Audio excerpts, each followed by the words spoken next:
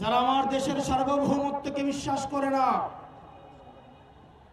যারা আমার দেশের সম্ভাবনাকে বিশ্বাস করে না, যারা ভোটাধিকারকে বিশ্বাস করে না, মানবাধিকারকে বিশ্বাস করে না, যারা এই দেশের সন্তানদেরকে বিশ্বাস করে না, আপনারা যেহেতু তাদেরকে আশ্রয় প্রশ্রয় দিচ্ছেন, কথা স্পষ্ট করে বলে দিতে চাই, ভারতের যারা সেপারেটিস্ট আছে, বাংলাদেশে আমরা তাদেরকে আশ্রয় প্রশ্রয় দিয়ে যে সেভেন সিস্টার রয়েছে সেটাকে বাংলাদেশ থেকে, ভারত থেকে আলাদা করে দেব।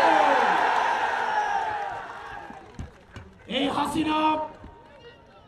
হাসিনার পৃষ্ঠপোষক স্পষ্ট ভাষায়, দিনের আলোর মতো স্পষ্ট স্বচ্ছ, তাদেরকে ভারত অর্থ দিয়ে, তাদেরকে অস্ত্র দিয়ে, ট্রেনিং দিয়ে বাংলাদেশের বিরুদ্ধে তাদেরকে দাঁড় করিয়ে দিচ্ছে।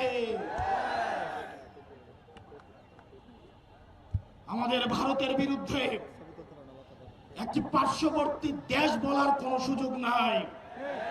আপনার জবানে স্পষ্ট করতে হবে, এই বাংলাদেশকে ভারত একটা ফিলিস্তিন বানাইতে চায়। আমাদেরকে সবাইকে ঐক্যবদ্ধ হতে হবে।